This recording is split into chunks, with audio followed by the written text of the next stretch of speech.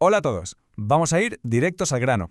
Hoy vamos a hacer un recorrido fascinante, un análisis estrictamente secuencial de cómo el lenguaje programa literalmente nuestro hardware humano. O sea, vamos a ver paso a paso, desde nuestras células hasta nuestra psicología de adultos, cómo las palabras no se las lleva el viento, para nada. Son comandos bioquímicos puros y duros que escriben y reescriben nuestra realidad. Esta va a ser la secuencia de nuestro viaje de hoy. Empezaremos con el hardware humano y los telómeros. Pasaremos a la infancia y ese psychochip. Luego la explosión de la adolescencia con la chispa de zinc, la maduración de la corteza prefrontal y, por último, el manual de soberanía del adulto. Venga, arrancamos con la sección 1, el hardware humano y los telómeros, o lo que es lo mismo, la biología de la palabra. A ver, el primerísimo paso en esta secuencia vital es quitarnos de la cabeza la idea de que el lenguaje es solo aire. No. Investigadoras de primerísimo nivel como la científica Elizabeth Blackburn han demostrado que un pensamiento es literalmente un pulso electromagnético. Y fíjate que pasada este pulso libera una química que va directa a los telómeros, que son como los capuchones protectores de nuestro ADN, y les da una orden clarísima: o se reparan o se degradan. Así que cada palabra que usamos crea un clima celular en cuestión de milisegundos. Y esto nos lleva a una frase que resume a la perfección el concepto del logos biológico. El lenguaje no comunica cosas, instala realidades. Pensadlo bien, si nuestro diálogo interno es todo culpa o miedo, el sistema recibe órdenes literales de bloquearse y entra en parálisis celular. Pero si le damos la vuelta y el lenguaje cambia hacia la soberanía, ¡boom!, activamos un comando de resurrección biológica. Es alucinante. Pasamos a la sección 2, en nuestra línea temporal. La infancia, desde que nacemos hasta los 7 años, y la instalación del psychochip. Si seguimos avanzando en esta secuencia, nos topamos con algo fundamental. Durante esos primeros 7 añitos de vida, el cerebro humano funciona en ondas teta y alfa. O sea, somos unas esponjas absolutas. No tenemos un firewall, no hay un filtro crítico. Esto significa que absolutamente todos los miedos, las neurosis y las interpretaciones de los adultos que nos crían se instalan directamente como si fueran verdades absolutas del universo. Y este código base es lo que llamamos el psychochip. Ahora, para entender bien cómo se estructura este código interno, olvidaos de la moralidad y de esa trampa de si un niño es bueno o malo. Es mucho más útil verlo como pura física atómica. Imaginad que una mente sana necesita un neutrón, que actuaría como nuestro administrador interno, para mantener a raya y estabilizar al electrón, que es esa máscara reactiva o ego. Cuando el administrador hace bien su trabajo, permite que el protón, que es nuestra fuerza vital o nuestra esencia pura, pueda brillar sin interrupciones. Y claro, mirando la secuencia cronológica del desarrollo humano, vemos que esto se construye poco a poco. Hay ventanas de vulnerabilidad súper específicas. Pasamos por la fase oral, luego la anal, la fálica, y es justo ahí, en esos momentos exactos, donde las palabras y las acciones de nuestro entorno codifican de forma permanente el sistema nervioso central. Y ojo, porque el impacto de esta programación es tremendo en el día a día. Esa gente que veis perdiendo los papeles en un atasco de tráfico o que se autosabotean justo cuando les va genial en sus relaciones, en realidad muchas veces solo están ejecutando viejos psychochips que se instalaron antes de los 7 años. Por ejemplo, un vacío de la fase oral que no se resolvió bien se traduce hoy en compras compulsivas. Un exceso de control infantil se vuelve microgestión obsesiva de adultos. Y ni hablemos de cómo un conflicto de identidad deriva en un complejo de salvador que nos llena de culpa si nos atrevemos a tener éxito personal.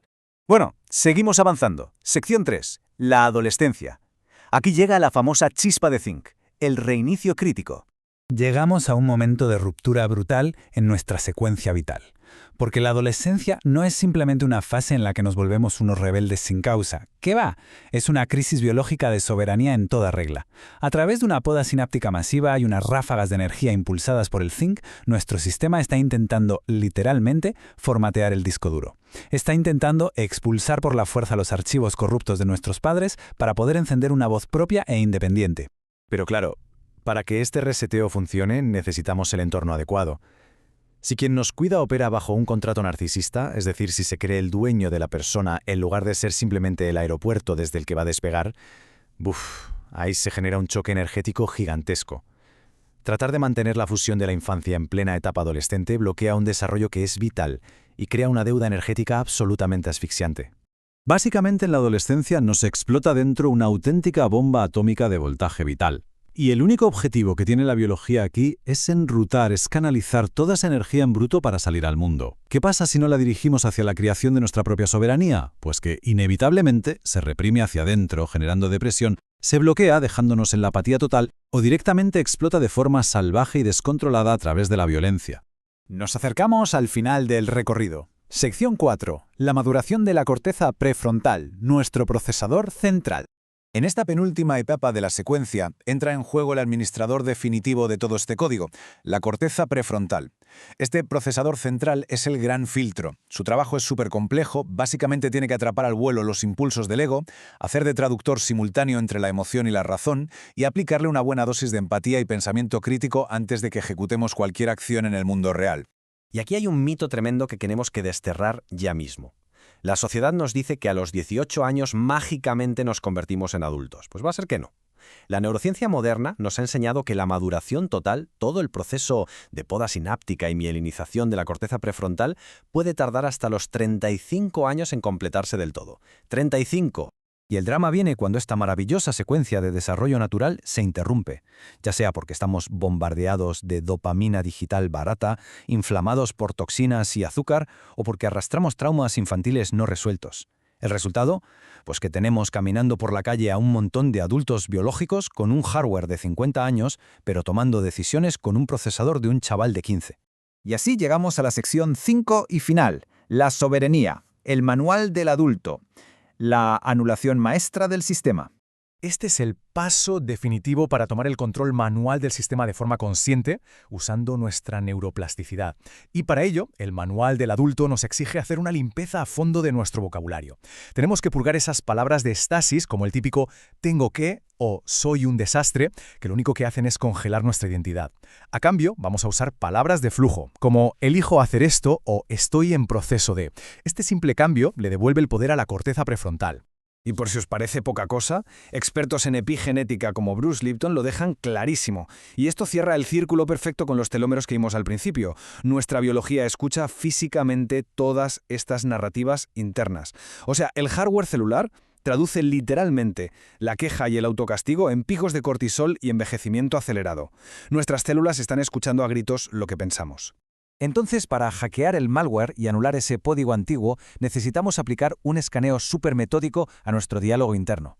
Primero, identificamos quién está hablando de verdad en nuestra cabeza. ¿Es nuestro padre? ¿Es la sociedad? Segundo, chequeamos el tono, a ver si nos está juzgando o gritando. Y el tercer paso es meter el contracomando quirúrgico y decir, asumo mi derecho a la expansión. Fijaos en lo potente que es esto. Cuando empezamos a tratar al lenguaje como una herramienta real para dar a luz a nuestra realidad, la garganta se convierte en un motor de creación. Pasar del victimismo de «bueno, lo estoy intentando» a la contundencia de «asumo mi capacidad de» erradica toda la fricción interna y alinea todo el sistema con la esencia pura. Dejamos de quejarnos de la matriz y empezamos a programarla. Y todo esto nos deja ante la gran pregunta, la elección que culmina esta profunda exploración secuencial.